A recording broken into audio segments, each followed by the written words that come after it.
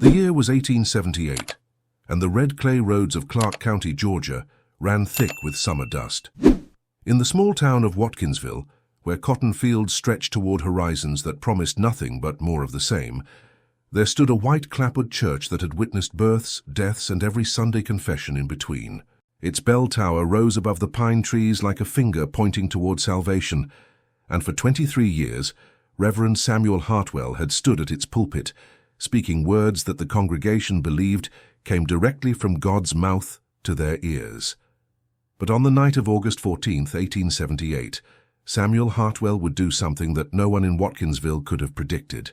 He would set fire to his own church, and in doing so, he would reveal a truth so devastating that it would split the town down the middle like an axe through rotted wood. The flames began just after midnight. Martha Gibson, a widow who lived 3 houses down from the church, was the first to see the orange glow through her bedroom window. She would later tell anyone who would listen that she knew immediately something was wrong, that the light had an unnatural quality to it, like the sun rising in the wrong direction. By the time she had pulled on her robe and rushed outside, half the church was already consumed, the fire eating through the dry timber with a hunger that seemed almost deliberate. Samuel Hartwell stood in the middle of the dirt road, watching his church burn. He was still wearing his black preacher's coat, the one his wife had mended countless times, the one that smelled of old hymn books and candle wax. His face was illuminated by the flames, and Martha would later say that he looked peaceful, almost serene, as if he were watching a beautiful sunset instead of the destruction of everything he had built. Within minutes, others had gathered. Thomas Caldwell, who owned the general store, arrived with buckets, shouting for men to form a line to the well. But Samuel raised his hand and spoke in that same voice he used on Sundays, calm and authoritative. He told them to let it burn. He told them that what was inside those walls needed to be destroyed, that the church had become a temple of lies, and that God himself had commanded this purification. The townspeople stood frozen, buckets in hand, watching a man they had trusted for over 2 decades tell them that their place of worship deserved to burn. Some thought he had gone mad from the heat. Others wondered if he had been drinking, though no one had ever seen Samuel Hartwell touch liquor. But there was something in his eyes that stopped them from moving forward, something that suggested he knew exactly what he was doing. As the fire reached the bell tower, the bell began to ring, not from anyone pulling the rope, but from the heat warping the metal and the structure collapsing. The sound echoed across Watkinsville, waking those who had somehow slept through Martha's screams and the commotion in the street. Each clang seemed to call more witnesses, and soon nearly the entire town stood in a wide circle around the burning church, watching their spiritual center crumble into ash and ember. Samuel didn't move. He stood there as the roof caved in with a shower of sparks that rose into the night sky like damned souls ascending. He stood there as the walls buckled and fell. He stood there until there was nothing left but a smoking foundation and the charred skeleton of what had once been a place of prayer. When the last timber fell, Samuel finally turned to face the crowd. His face was streaked with soot and tears, but his voice was steady when he spoke. He told them that tomorrow at noon he would explain everything. He told them that they deserved to know the truth, even if that truth would destroy him. Then he walked away, leaving the stunned townspeople staring at the ruins and at each other, wondering what could possibly justify what they had just witnessed. Dawn broke over Watkinsville with an oppressive heat that seemed to press down on the town like a heavy hand. The smell of smoke still hung in the air, mixing with the scent of honeysuckle and the ever-present red dust that coated everything. People emerged from their homes slowly, as if moving through water, their eyes drawn inevitably toward the blackened remains of the church on the hill. Samuel Hartwell hadn't slept. He sat on the porch of the small house he shared with his wife, Catherine, staring at his hands as the sky gradually lightened from black to grey to pale blue. Catherine had not spoken to him since he'd returned home in the early morning hours, smelling of smoke and destruction.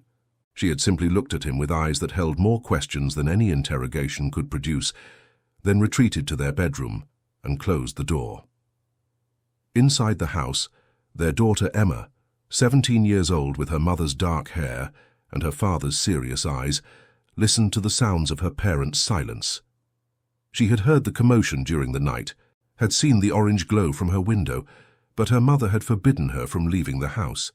Now, in the growing light, she could hear her father's breathing on the porch, slow and measured, like a man preparing himself for battle or execution. By mid-morning, word had spread through Watkinsville like wildfire. The Reverend was going to speak at noon. He was going to explain why he had burned the church. Speculation ran wild through the town. Thomas Caldwell, serving customers at his general store, heard a dozen different theories before the clock struck 10. Some said Samuel had discovered the church funds had been stolen. Others whispered that he had found evidence of devil worship among the congregation. A few suggested that he had simply lost his mind, that the pressure of guiding souls for over 2 decades had finally broken something fundamental inside him. But there were also darker whispers, the kind that people only shared in corners and behind closed doors. These whispers suggested that perhaps the Reverend himself had done something terrible, something that required such a dramatic act of destruction to cover up. These whispers made people uncomfortable, because if Samuel Hartwell, the most righteous man in Watkinsville, could fall from grace, then what hope did any of them have? At 11 o'clock, people began gathering in the town square, a dusty open space between the general store and the post office. They came in their Sunday clothes, as if attending a service, though no one was quite sure what kind of service this would be. The women clustered together, fanning themselves against the heat, their voices low and urgent. The men stood in loose groups, arms crossed, faces set in expressions that tried to convey authority and judgment, but mostly revealed confusion and concern. Catherine Hartwell arrived at 11:45, walking alone down the main road with her back straight and her chin up. Emma followed a few steps behind, and the crowd parted for them like the Red Sea, everyone staring, but no one daring to speak directly to them. Catherine positioned herself at the edge of the crowd, refusing to stand at the front where a preacher's wife might normally be expected to stand. Her message was clear without words. Whatever Samuel was about to say, she was hearing it for the first time along with everyone else. At precisely noon, Samuel Hartwell stepped into the center of the square. He carried no Bible, wore no formal coat. He looked smaller somehow, diminished, as if the burning of the church had burned away some essential part of his authority. The crowd fell silent, the only sounds the buzzing of insects and the distant crow of a rooster. Samuel looked around at the faces he had known for years, the people whose children he had baptized, whose parents he had buried, whose sins he had heard in whispered confessions. Then he began to speak, and what he said would change Watkinsville forever. Samuel's voice, when he finally spoke, was not the commanding tone that had filled the church every Sunday for 23 years. It was quiet, almost broken, forcing the crowd to lean in and strain to hear every word. He started not with an explanation, but with a question. He asked them if they remembered Jonathan Blake. Of course they remembered Jonathan Blake. He had been a member of the congregation, a quiet man who worked as a carpenter and kept mostly to himself. About 8 months ago, he had simply disappeared. Left town without a word, people said. Probably went west looking for better opportunities, which was what young men did when small Georgia towns offered them nothing but the same struggles their fathers and grandfathers had endured. But Samuel told them that Jonathan Blake hadn't left town. He told them that Jonathan Blake was dead, and that he knew this because he had been there when it happened. The crowd erupted in confused murmurs, but Samuel raised his hand and continued, his voice growing stronger now, as if confession itself was giving him back some of his power. He explained that it had happened on a cold January evening. Jonathan had come to him with a confession of his own, something that weighed so heavily on his soul that he could barely speak the words. Jonathan had been in love with another man in town, had acted on that love, and the guilt was destroying him. He had come to Samuel seeking guidance, seeking some path toward redemption that wouldn't require him to deny the truth of who he was. Samuel told the crowd that he had responded exactly as he had been taught, exactly as the church doctrine demanded. He had told Jonathan that his feelings were sinful, that they were a test from the devil, that he needed to pray for deliverance and strength. He had quoted scripture at him, had laid hands on his head and asked God to purge this wickedness from his heart. But Jonathan had broken down completely. He had fallen to his knees in Samuel's study, sobbing, saying that he had tried to pray it away for years, that he had begged God to change him, to make him normal. to make him acceptable in the eyes of the church and the town. He said that the prayers never worked, that God never answered, and that he couldn't live in this agony anymore. Samuel's voice cracked as he described what happened next. He had tried to comfort Jonathan, had put his hands on the young man's shoulders to steady him, but Jonathan had pulled away violently, stumbling backward. In his distress, he had struck his head on the corner of Samuel's heavy oak desk. The sound had been terrible, Samuel said, like an egg cracking. Jonathan had collapsed to the floor, blood pooling beneath his head, and within minutes he was gone. The crowd stood in stunned silence. Martha Gibson had her hand over her mouth. Thomas Caldwell's face had gone pale. Catherine Hartwell's expression was unreadable, frozen in a mask that revealed nothing of what she was feeling. Samuel continued, his words coming faster now, as if he needed to expel them before his courage failed. He explained that in that moment, looking at Jonathan's body on his study floor, he had made a choice. He had been terrified not just of the law, but of what the congregation would think. A man dying in the preacher's study after confessing such a sin, it would have destroyed everything. People would have asked questions. They would have wondered what really happened. They would have looked at him differently. So he had hidden the body.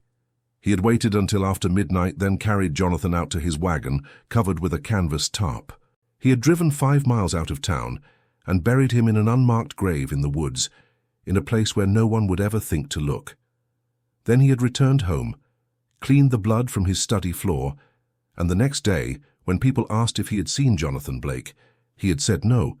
He had lied to their faces, had stood at his pulpit and preached about truth and righteousness, while knowing that he had hidden a death and betrayed every principle he claimed to represent. But the worst part, Samuel said, his voice now barely above a whisper, was what he had done after that. He had hidden Jonathan's confession journal in the church. The journal contained everything: Jonathan's struggle with his identity, his desperate prayers, his fear of rejection. Samuel had kept it, perhaps as insurance, perhaps as some twisted form of penance. He had hidden it in a space beneath the floorboards near the altar, where it had remained for 8 months, a secret testament to his cowardice and Jonathan's suffering. The jail in Watkinsville consisted of 3 cells in the back of the marshal's office, a squat brick building that also served as the courthouse when the circuit judge came through. Samuel spent the night on a narrow cot, staring at the ceiling, listening to the sounds of the town settling into an uneasy sleep. Catherine had been allowed to visit him briefly, before Deputy Marshal Foster locked the door, and she had brought him a clean shirt and a Bible, though neither of them knew what to say to each other. The next morning, word arrived that Elizabeth Blake was on her way to Watkinsville. Someone had ridden through the night to reach her farm in Oconee County, and she had left immediately, driven by 8 months of not knowing, transformed suddenly into the terrible clarity of grief. The town prepared itself for her arrival with the same nervous energy that precedes a storm. Samuel asked Deputy Marshal Foster if he could be taken to the burial site before Elizabeth arrived. He wanted to show them where Jonathan was, wanted to begin the process of making amends before facing the mother of the young man he had hidden in the ground. Foster considered the request, then agreed, organizing a group of 6 men to accompany them into the woods. They left at first light, Samuel's hands bound loosely in front of him, more symbol than security. The group included Thomas Caldwell, Henry Morrison, and 4 other men who had known Jonathan Blake. They rode in silence, following Samuel's directions through increasingly dense pine forest, until they reached a clearing about 5 miles northeast of town, where an old lightning-struck oak marked the landscape. Samuel dismounted and walked 20 paces from the oak, then stopped at a place where the ground showed a subtle depression, nearly invisible unless you knew to look for it. The earth had settled over 8 months, and new growth had begun to cover the grave. Wildflowers bloomed there, ignorant of what lay beneath. The men began to dig. It took nearly 2 hours in the August heat before their shovels struck something that wasn't soil. They worked more carefully then, hands replacing tools, until Jonathan Blake's body was revealed. He had been wrapped in canvas, and the Georgia clay had preserved him better than anyone expected.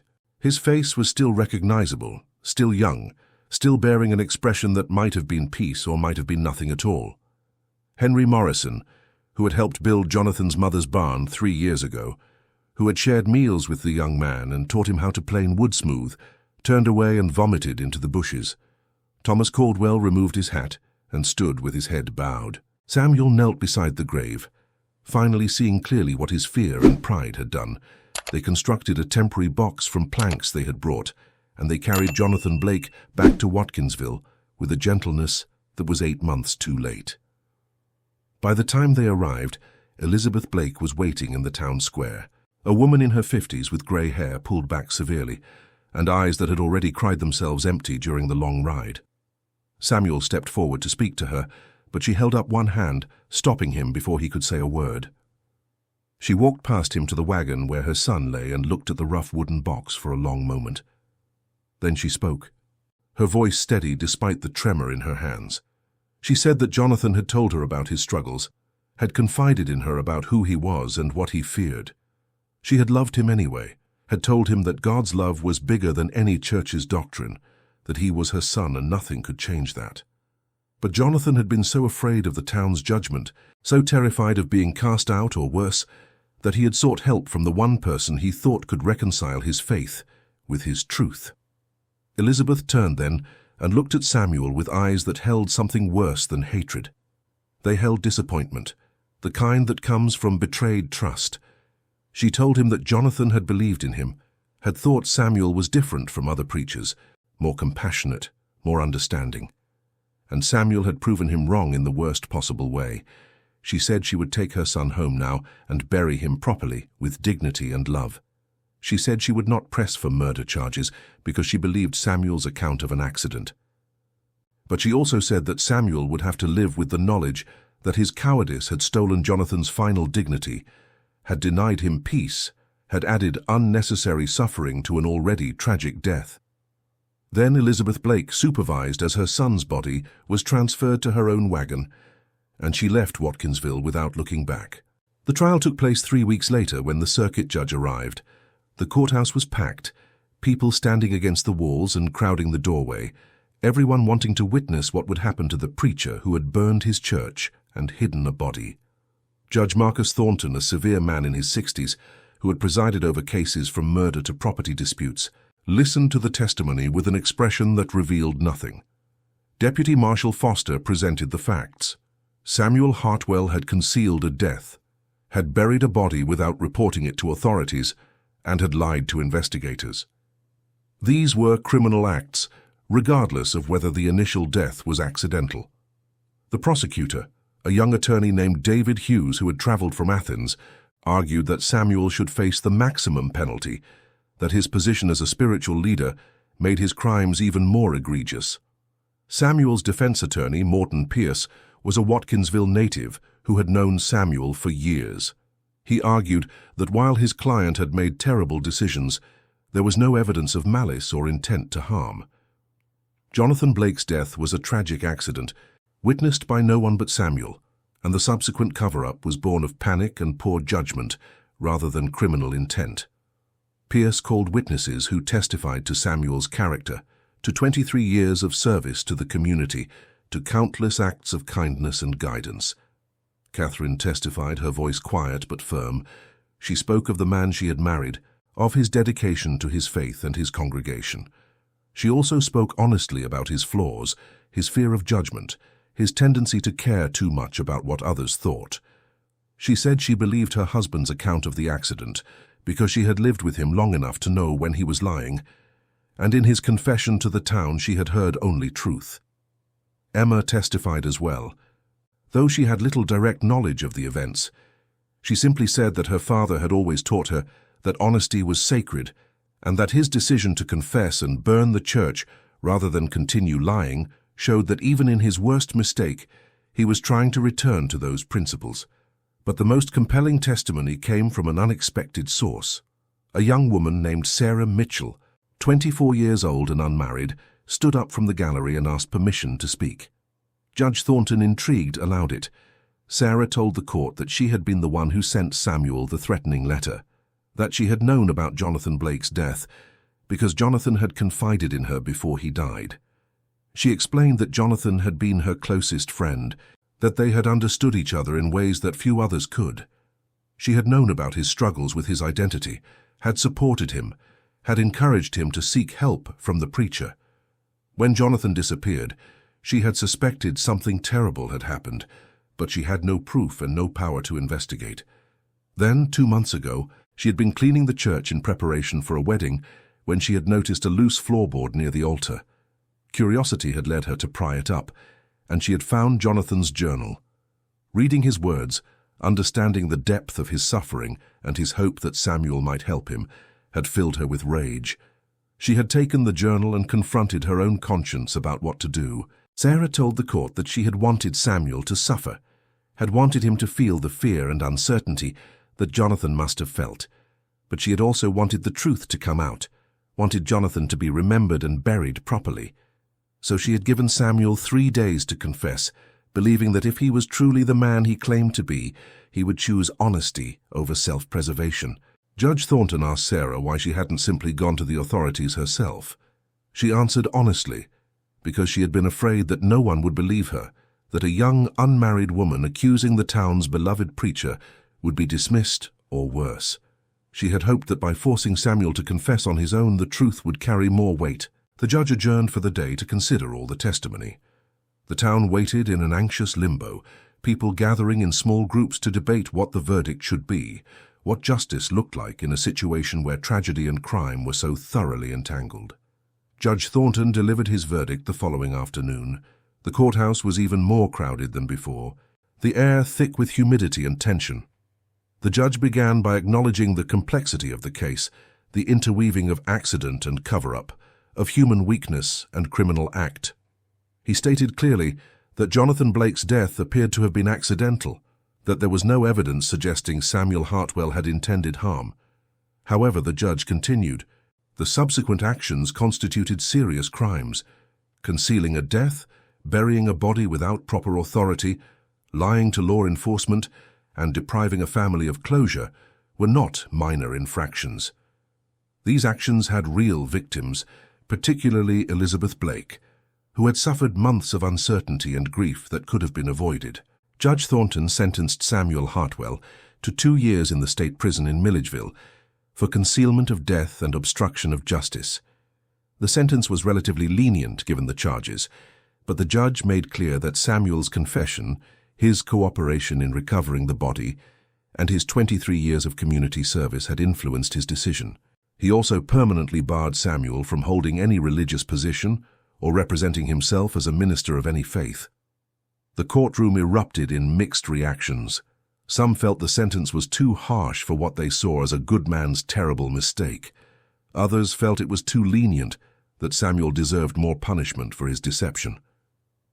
Catherine sat quietly, her face pale, processing the reality that her husband would be gone for 2 years, that their life as they had known it was over. But before the marshal could take Samuel away, Judge Thornton added something unexpected. He ordered that a memorial be erected in Watkinsville for Jonathan Blake, funded by the church congregation and placed in the town square. The memorial would bear Jonathan's name, his dates of birth and death, and a simple inscription, "Gone but not forgotten, loved but not understood." The judge said that Jonathan's death should serve as a reminder of the cost of hiding who we truly are, and the tragedy that occurs when fear triumphs over compassion. Sarah Mitchell approached Catherine after the verdict was read.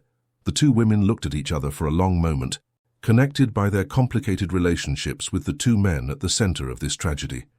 Sarah apologized for the method she had chosen, for the threat and the pressure, but said she would not apologize for forcing the truth into the light.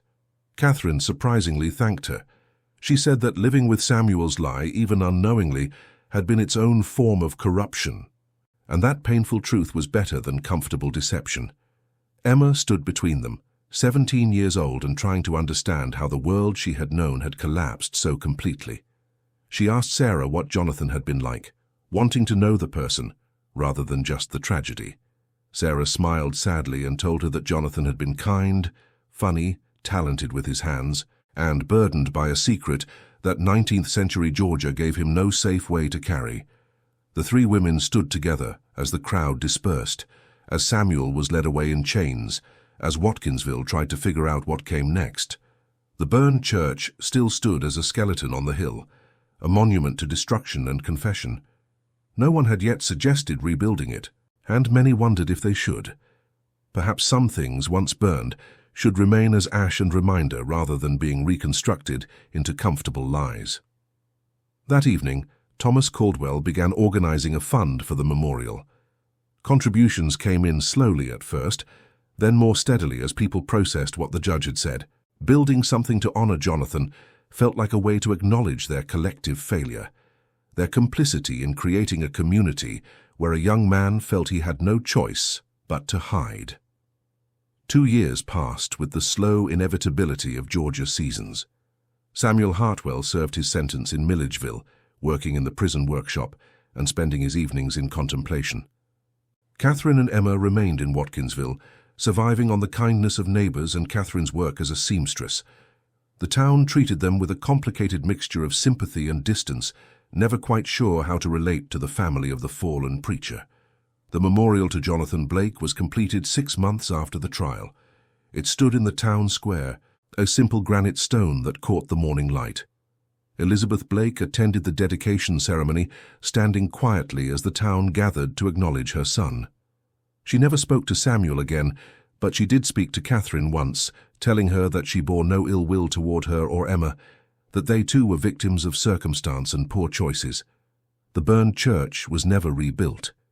Instead, the congregation met in various homes and eventually in the schoolhouse, rotating locations and sharing leadership among several members. The absence of a permanent building, of a single authoritative voice, changed the nature of their worship. Discussions replaced sermons, questions replaced certainty, and the community found a different kind of faith in their shared uncertainty. Sarah Mitchell left Watkinsville a year after the trial. She moved to Atlanta, where anonymity offered freedoms that small-town Georgia never could. Before she left, she visited the memorial and left wildflowers, the same kind that had grown over Jonathan's unmarked grave. She had kept his journal, and she took it with her, a reminder that some stories need to be preserved even when they are painful. When Samuel was released from prison, he returned to Watkinsville briefly. He was thinner, grayer, marked by the experience in ways that went deeper than physical change. He visited Jonathan's memorial, standing there for over an hour, while the town watched from windows and doorways. Then he visited the ruins of the church, where wildflowers now grew among the charred timber, nature reclaiming what fire had destroyed. Catherine met him there, their first private conversation since the trial. They stood among the ruins and talked about the future, about whether there was any path forward together, or whether too much had been broken. Catherine told him that she had spent 2 years learning to live without him, learning to be her own source of strength, rather than relying on his authority. She said she could forgive him, had already forgiven him, but she could not go back to being the woman who had deferred to him without question. Samuel said he understood, that he had spent 2 years learning that the man he thought he was had been largely a construction, a role he had played rather than a truth he had lived. He said he no longer knew how to be a preacher, no longer trusted himself with that kind of authority, and perhaps that was exactly as it should be. They decided to leave Watkinsville together, taking Emma with them, and start over in a place where no one knew their story. They moved to Savannah, where the coastal city's size offered anonymity and possibility. Samuel found work as a carpenter, learning skills from other men rather than teaching from a position of supposed wisdom. Catherine continued her seamstress work, building a small business that was entirely her own. Emma, now 19, found work as a teacher, carrying forward in her own way the idea of service without authority. The story of the preacher who burned his church became local legend in Watkinsville, told and retold, changing slightly with each telling but maintaining its essential truth. Parents used it to teach their children about the cost of lies, about the importance of accepting people as they are, rather than demanding they become what we want them to be. The memorial to Jonathan Blake remained in the square, a permanent reminder of a young man who deserved better than what his town had offered him. What rose from the ashes of that burned church was not holy in the traditional sense, not sacred in the way Samuel had once understood the word. Instead, it was something more human, more honest, and perhaps more valuable, a community's acknowledgement of its failures, a commitment to creating space for truth, even when that truth was uncomfortable, and the understanding that sometimes the most profound act of faith is admitting we were wrong. The charred foundation remained visible on the hill for decades, a scar on the landscape that gradually became part of the town's identity, rather than something to be hidden or explained away. And in that visibility, in that refusal to erase or rebuild, Watkinsville found a different kind of redemption than Samuel had ever preached from his pulpit. Every family hides secrets, some so dark they should never see the light of day. Here, we open the doors to those shadowed pasts, uncovering hidden crimes, silent pacts, and stories that echo like ghosts through the halls of memory. If you've made it this far, it means you also carry that forbidden curiosity. So don't hesitate. Subscribe to the channel now, turn on the bell, and follow our next revelations. Because every day, new secrets emerge, and only those who dare to face the truth remain to hear them.